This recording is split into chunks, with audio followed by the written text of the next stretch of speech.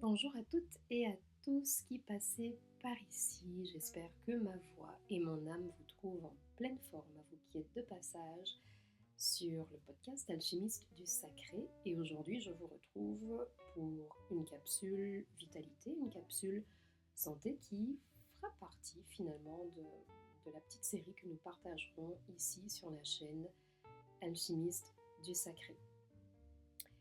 Alchimiste du Sacré, je vous l'ai déjà dit, ce sont des partages de vie, de la vraie vie. Donc même quand je parlerai d'alimentation, de santé, de bien-être, il ne s'agira évidemment pas de recommandations médicales, de traitements, de choses à faire absolument pour être vivant, rempli de vitalité et de santé. Absolument pas, simplement d'expériences à partager.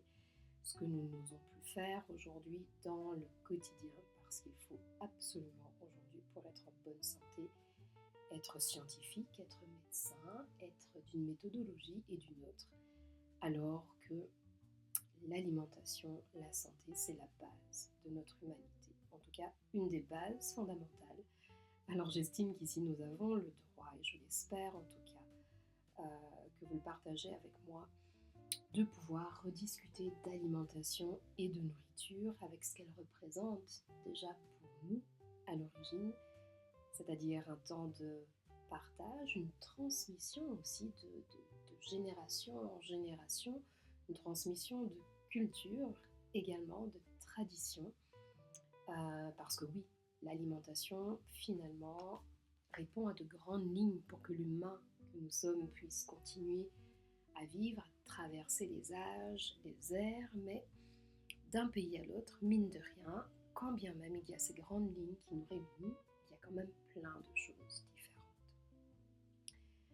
Alors pour me soutenir dans ce que j'ai envie de vous partager aujourd'hui, j'ai réuni 3 livres autour de moi et je vais vous parler de ma propre expérience, moi, en matière d'alimentation, qui m'amène à vous en parler aujourd'hui et à vous rappeler, à vous reconnecter à votre propre lien aux aliments, à la cuisine, à la nourriture aussi.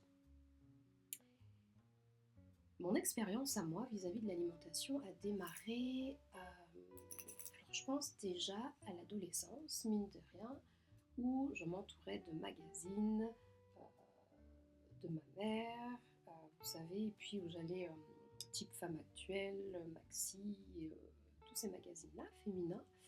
Et je me souviens vraiment prendre ce temps-là pour aller systématiquement dans les pages où on parlait de santé au naturel, où on parlait voilà, des recettes de cuisine, des nouvelles choses qui sortaient et qui pouvaient être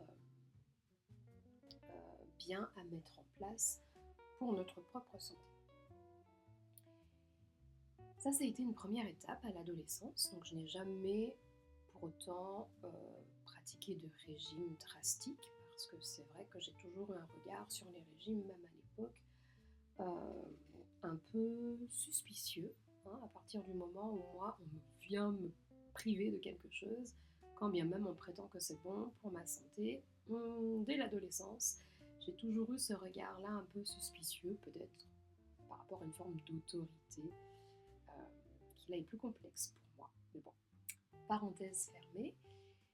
Au-delà de cette période de l'adolescence où je m'étais déjà un petit peu intéressée à tout ce qui pouvait se faire, et surtout venant d'un continent, parce que je suis née sur une île et j'ai grandi sur une île, et forcément ce qui venait de l'extérieur était vu comme mieux pour tout et pas seulement pour la santé. Donc, passé cette période-ci, il y a eu ce temps où j'ai découvert l'alimentation via des enseignants, ceux qui m'ont formée en sophrologie caïcédienne à l'époque. Donc ça date déjà de plus de 10 ans maintenant. je crois qu'on doit être sur 15 ans même. Et la sophrologie caïcédienne, elle a un pan qui va s'occuper aussi de l'alimentation, de la diététique, etc. en conscience, mais la formation de base, elle n'est pas forcément là-dessus. Pour autant, on apprend à vivre avec conscience et sur les temps de pause, durant les formations, j'avais donc ceux qui m'ont enseigné, ceux qui m'ont initié à la sophrologie, euh, Jeanne Cunil et Jacques Corillon, qui souvent sur les temps de pause parlaient d'une alimentation bien-être et notamment de la doctoresse Kousmine. Ça, j'ai presque envie de dire que ça a été le premier vrai pas, la première vraie prise de conscience que j'ai pu avoir sur l'impact réel de notre alimentation sur la santé. Donc via la doctoresse Kousmine, qui est une doctoresse suisse, alors je ne le savais pas jusqu'à il y a 2-3 ans, hein. Pourtant je l'avais lu, mais doctoresse Kousmine qui était un médecin nutritionniste ayant exercé principalement en Suisse. Elle est d'origine russe et le hasard fait qu'elle a vécu là 3-4 km de chez moi.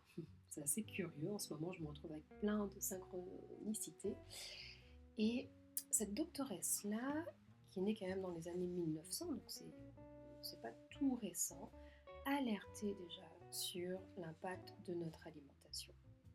Et avant d'aller plus loin, j'ai envie de vous lire l'avant-propos d'un de ses ouvrages qui est Sauver votre corps, qui est un livre qui date quand même de 1987. C'est pas tout récent, on est sur plus de 40 ans. Et son avant-propos dit ceci: dans cet ouvrage, je désire convaincre le lecteur. 1. De la gravité de l'évolution actuelle de notre santé. Si nous ne faisons rien, celle-ci ne pourra que se détériorer encore par la multiplication des maladies dégénératives graves, atteignant des individus de plus en plus jeunes pour en faire des semi-bien portants, voire des invalides. 2. De la possibilité d'échapper à ce destin désastreux en suivant les méthodes décrites. Elles ont été extrêmement bénéfiques à un grand nombre de malades gravement atteints. Elles peuvent, appliquées à temps, préserver la santé de chacun. Elles ont permis de mettre au monde des individus résistants, équilibrés, normaux. Donc ça, c'est l'avant-propos du livre Sauver votre corps de Dr Catherine Kousmine, un livre qui a été édité en 1987, Prévenir les maladies grâce à une meilleure alimentation. Je ne sais pas si vous vous en rendez compte, mais déjà il y a plus de 40 ans, il y avait des médecins qui prévenaient de ce vers quoi nous allions si nous ne prenions pas garde à notre alimentation. Donc, il y avait déjà des médecins qui avaient cette conscience-là, qui à leur manière militaient, et puis d'une manière aussi scientifique à l'époque avec les outils qui étaient. Et mine de rien, donc là dans ce livre que j'ai aussi entre les mains, elle nous parlait déjà des acides gras, des graisses, du choix à faire entre les beurres, les margarines, etc.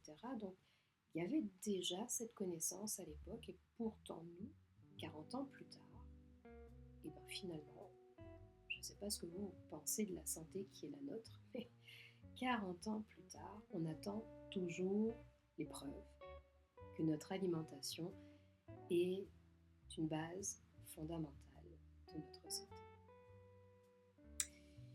Moi personnellement, ça me fait froid dans le dos parce que très sincèrement, alors je sais que nous devons faire attention, hein, et je le redis ici, la maladie appartient aux médecins, la santé appartient à tous. Ça, c'est mon affaire personnelle, c'est le regard que j'ai. Mais voilà, nous ne pouvons pas être tous les 4 matins chez le médecin pour lui demander qu'est-ce qu'on doit manger en fait. Ne serait-ce que ça. Donc ça nous appartient pour être en équilibre et en vitalité optimale. Moi, ça me fait froid dans le dos de me dire que tiens, il y a quand même des médecins avec un profil scientifique, des gens qui ont quand même fait des recherches, qui ont expérimenté, qui n'ont pas prétendu pouvoir sauver et guérir tout le monde, et même en leur qualité de médecin, mais qui ont alerté, qui n'ont pas été entendus ou si peu.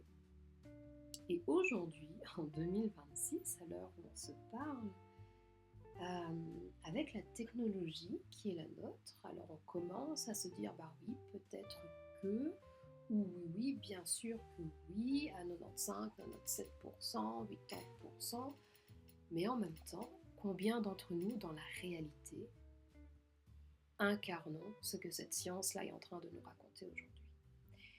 À part en parler d'une manière très mentale, et juste avec des chiffres, avec des statistiques, pensant à quoi bon ça nous sert de faire de la science si c'est pour qu'elle reste comme ça à planer dans nos cerveaux et qu'on ne puisse pas l'appliquer tous les jours, ou qu'on doive l'appliquer à condition qu'on l'exprime d'une manière et pas d'une autre. Donc une des premières invitations que j'ai envie de vous faire à travers cet épisode, ce n'est pas de vous dire, tiens, bah là par exemple je vous parle de Dr Kousmine, allez voir sa méthode et appliquer sa méthode, il ne s'agit pas de ça. Si les quelques lignes là dont je vous parle vous intéressent évidemment, et que vous pouvez vous procurer son ouvrage, ou un de ses ouvrages, voire toutes ses œuvres, intéressez-vous. Parce que finalement son discours est très très cohérent avec ce qui commence à sortir avec notre science moderne à nous aujourd'hui.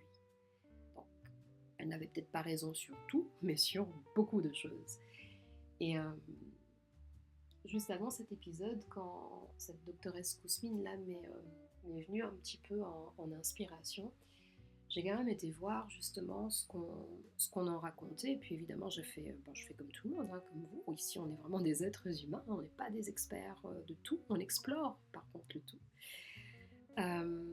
Et finalement, ce qu'on en retient, alors l'intelligence artificielle est assez neutre, donc ça c'est assez intéressant. Hein, donc on parle vraiment Dr Kousmine, 1904-1992, médecin suisse d'origine russe, pionnière de la nutrition thérapeutique, avec sa méthode qui repose sur une approche globale visant à prévenir et traiter les maladies dégénératives, via 5 ou 6 piliers dont l'alimentation saine, l'hygiène intestinale, l'équilibre acido-basique, la micronutrition et le soutien psychologique. Vous voyez, donc tout ce qu'on fait aujourd'hui, on ne l'a pas inventé, on ne fait que le restituer, le régénérer à l'heure de notre propre science, mais il n'y a pas grand-chose qui a évolué, mine de rien. Ce qui veut bien dire ce que cela veut dire, hein, à partir du moment où on parle de santé et d'alimentation, il n'y a pas de dogme, il s'agit d'abord d'une transmission d'âge en âge, de génération en génération, et il nous faut, je pense, d'une manière urgente, nous en rappeler. Et puis par contre, si on va sur des choses un peu plus, sur des liens plus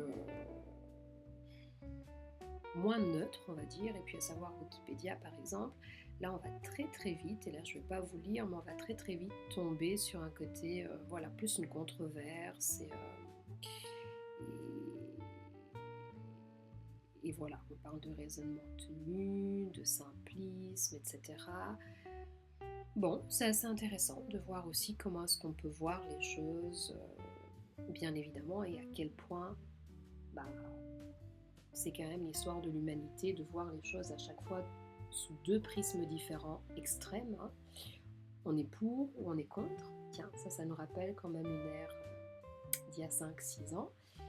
Et au milieu de tout ça, il y a la nuance qui est propre à nous, les femmes notamment, dans la vie de tous les jours, les femmes qui portons en nous plus que les hommes, à mon sens, mais ça c'est mon regard à moi, qui portons à travers nous cette fonction nourricière, particulièrement le jour où on fait le choix de devenir maman, par exemple, et de transmettre cela. Donc l'alimentation, c'est aussi ça. Ça, c'est le plus important. C'est pas uniquement une méthodologie, c'est pas uniquement un nom de médecin, par exemple, c'est qu'est-ce qu'on en fait, nous, au-delà des regards, au-delà des prismes qui existent, que pouvons-nous faire au quotidien? Je vous invite vraiment à avoir cette nuance-là et à vous plonger, là quand je parle transmission de génération en génération, par exemple. Je ne parle pas seulement de génération filiale par les liens du sang, je parle aussi de transmission d'âge en âge, de culture et de tradition.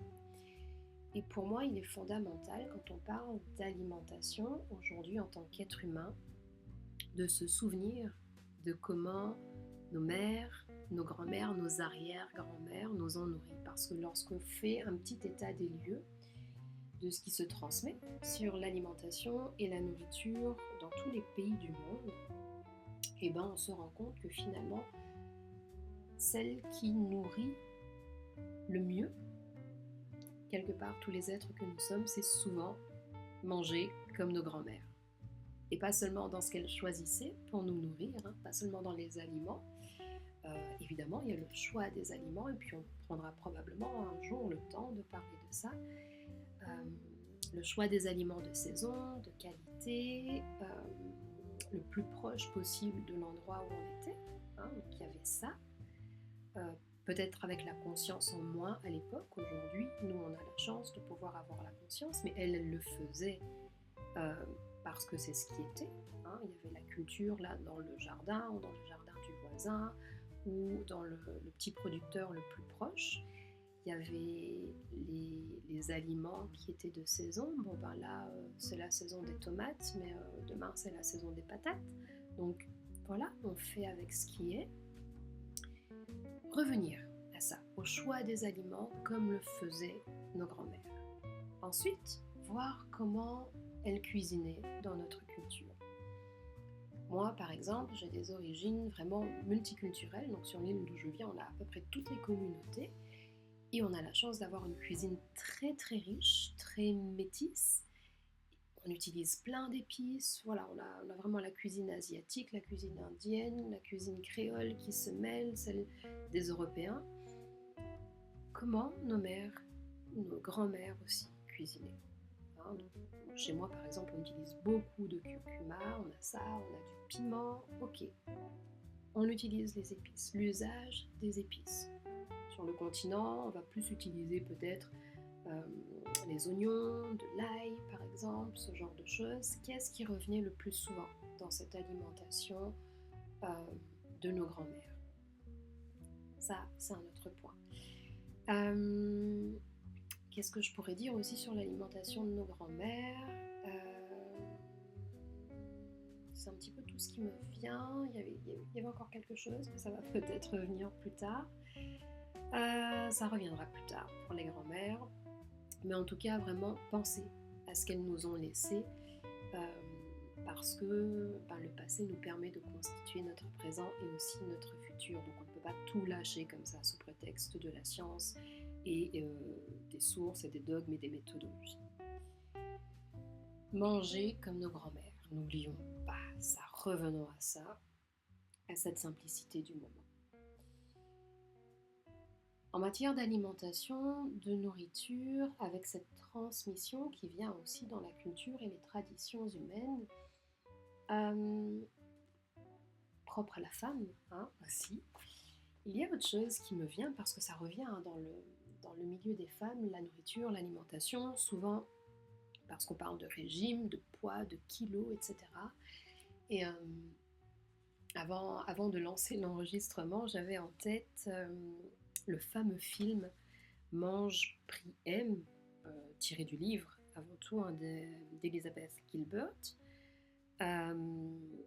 Mange, Prie, Aime, changer de vie, on en a tous rêvé, elle a osé.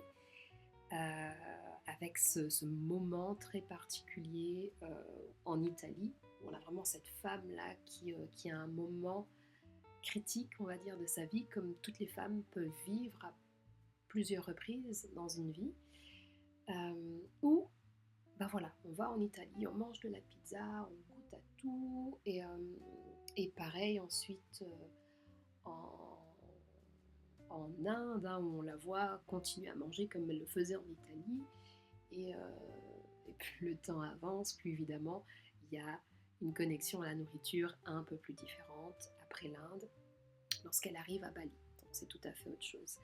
Mais on voit à quel point l'alimentation, finalement, la nourriture est vraiment un pilier qui peut être très équilibré comme très déstabilisé, mais qui fait partie intégrante de notre vitalité complète, hein.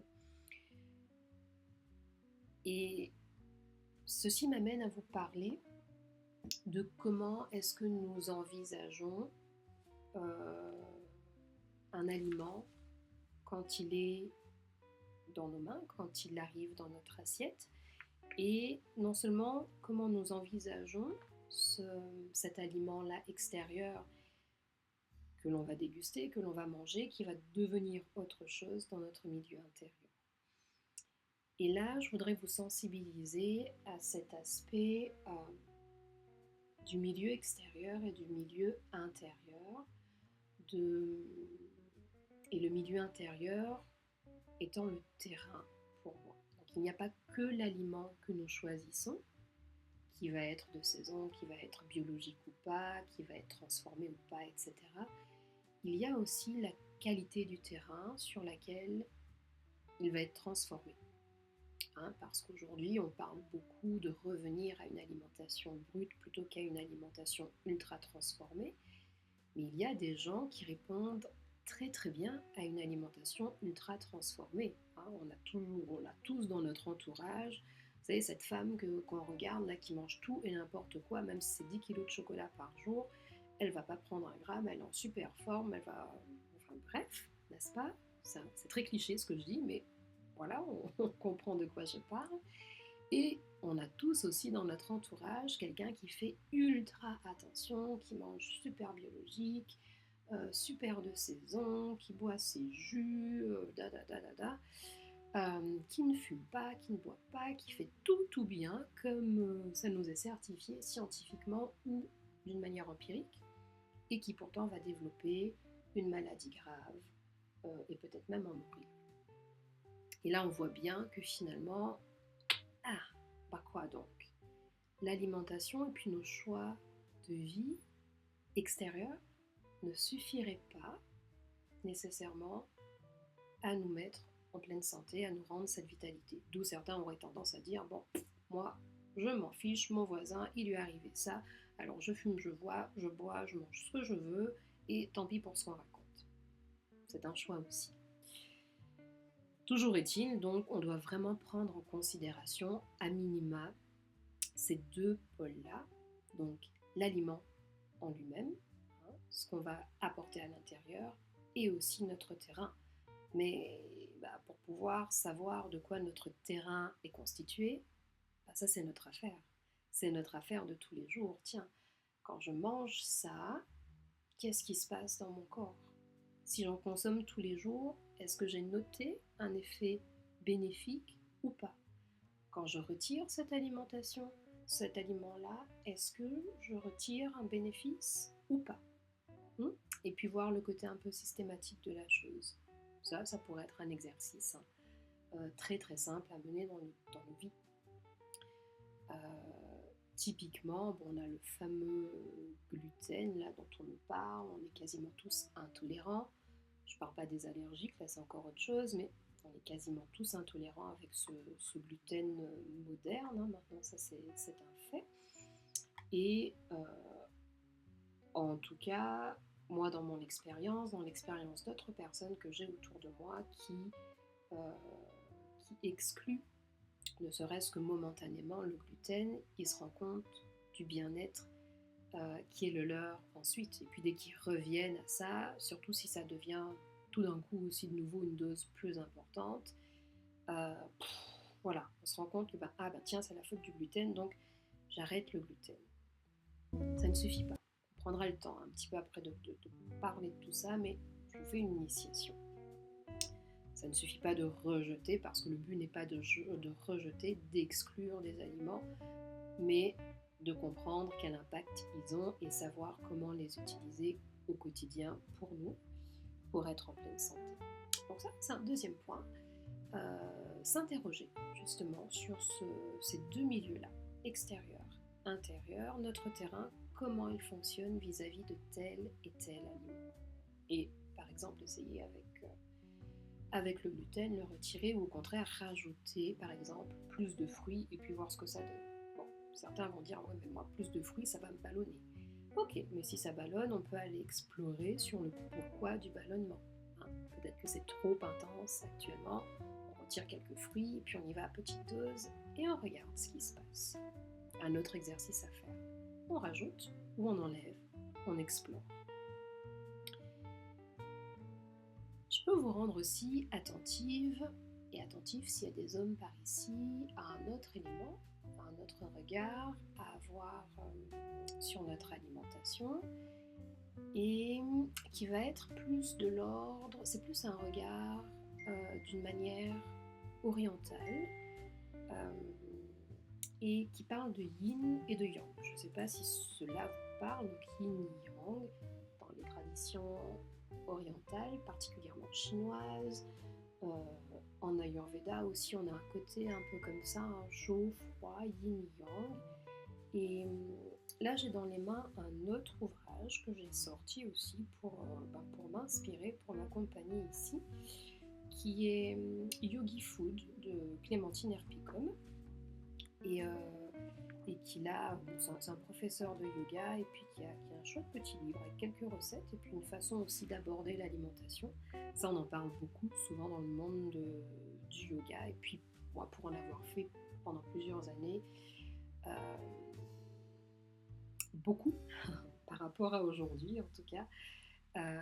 Donc j'ai été aussi initiée et puis forcément, vous comprenez peut-être un peu mieux là avec ces 3 histoires que je vous raconte, Kousmine, Mange Prix M et puis là Yogi Food, comment ça a une place importante dans ma vie, pourquoi est-ce que j'ai envie de vous transmettre aussi cela. Et dans ce livre-là, donc là il y a une page, c'est juste celle que j'ai ouverte parce que je trouve ça hyper intéressant et qu'on en reparlera encore sur le podcast, en tout cas je l'espère, si cela fait écho en tout cas en vous. Donc on a ce côté yin ou yang aussi vis-à-vis des aliments. Donc pour faire très très simple en fait, alors déjà il y a quand même cette précaution de la relativité, d'accord, donc tout est relatif.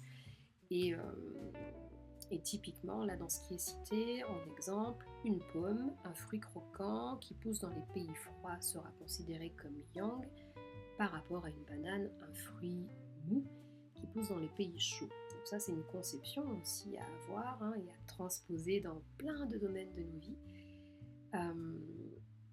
Et ensuite, donc là, on nous donne aussi cette petite note-là que j'aime beaucoup. Il faut aussi savoir que le mode de cuisson, le degré de maturité de l'aliment influence son énergie. Et en règle générale, on peut vraiment se fier à un schéma donc là, qui nous est proposé pour pouvoir classifier l'aliment en termes de yin et de yang. Donc voilà, certains aliments seront plus légers, plus aqueux, plus froids, plus présents dans les pays chauds. Là, ce sera plutôt yin. C'est plus voluptueux, n'est-ce pas? Et d'autres aliments seront plus lourds, plus denses, plus riches et plus présents dans les pays froids.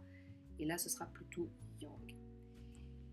Et observer les aliments de cette manière-là, c'est hyper intéressant. Et encore plus, donc là, on a la vision extérieure de ce qui est à l'extérieur qui va rentrer à l'intérieur. Si on le met en adéquation avec notre propre yin et notre propre yang, c'est-à-dire, tiens, là au moment où je vais manger, dans quel état est-ce que moi je suis? Est-ce que j'ai besoin d'être réchauffée? Ou est-ce qu'au contraire, non, là la chaleur ça va, j'ai besoin d'un apport plus d'eau par exemple? On va choisir notre alimentation en général en fonction de ça. En tout cas, quand on en a conscience et qu'on choisit notre alimentation comme ça en fonction de notre état, d'une manière consciente, c'est une manière d'optimiser notre vitalité et de mieux recevoir l'aliment parce que là, il va vraiment venir non pas seulement remplir un estomac, comme une bonne portion de gâteau ou un beau sandwich de fast-food à un moment où on est juste en colère et on en veut la terre entière. On a besoin que ce soit rempli parce qu'il y a quelque chose qui n'est pas comblé. Mais au contraire, là, quand on fait ce choix conscient selon notre être intérieur du moment face à l'aliment qui est face à nous, on sera nourri. On sera nourri en fonction réellement de nos besoins. Ça, personne d'autre que nous n'avons la main là-dessus. Okay? On peut nous enseigner plein de méthodologies différentes, on peut nous amener plein d'études scientifiques très cohérentes, très bien menées, avec de vraies statistiques, des chiffres qui parlent pour la méthodologie ou pour la science ou pour la molécule ou pour le fruit ou pour peu importe de ce dont on parle. C'est une chose, mais si nous n'avons pas cette conscience-là de ce qui est à l'extérieur, que nous avons la liberté de choisir pour rentrer dans notre monde intérieur, pour nous nourrir et pas seulement nous alimenter, et ben on fait ce qu'on a fait durant ces 40 dernières années, c'est-à-dire que nous sommes au courant, mais ça rentre d'une oreille, ça sort de l'autre. Et puis s'il m'arrive quelque chose, il y aura toujours le médecin. Sauf que oui, le médecin aujourd'hui, c'est un être humain qui va ouvrir son cabinet à 7h du matin, qui va peut-être terminer à 22h pour que tous les patients soient vus. Mais comment est-ce que ces patients-là vont être vus?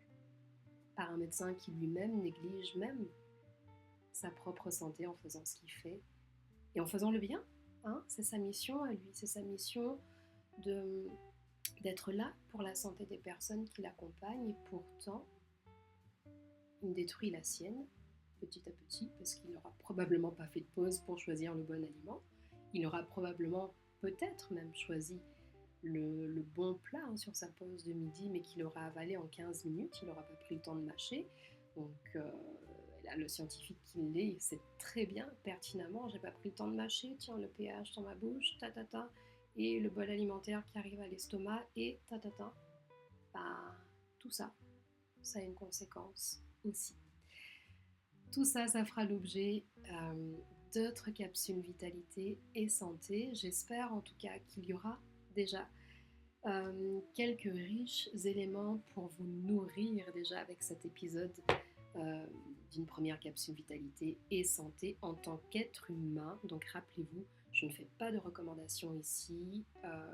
Il s'agit d'un partage d'âme à âme, de cœur à cœur, d'humain à humain. Je vous remercie pour votre écoute. J'attends vos commentaires, vos likes. Merci de me soutenir. Si vous avez envie que cette chaîne vive, elle ne pourra vivre que grâce à vous, grâce à votre énergie. Et je vous dis à très bientôt sur le podcast et la chaîne Alchimiste du Sacré.